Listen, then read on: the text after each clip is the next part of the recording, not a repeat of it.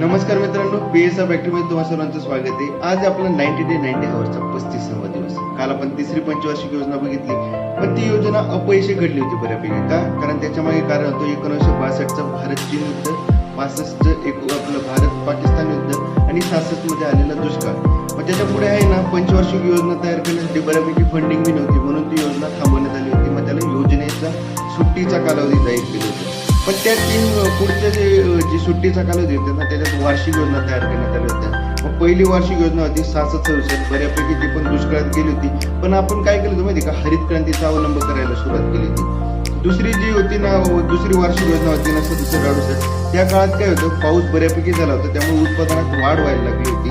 आणि तिसरी वार्षिक योजना होती ना, की अन्नधान्याचा बऱ्यापैकी पुरवठा व्हायला लागला होता आणि उत्पादन पण वाढायला लागलं होतं. म्हणून चौथी योजना सुरू करण्यात आता आपण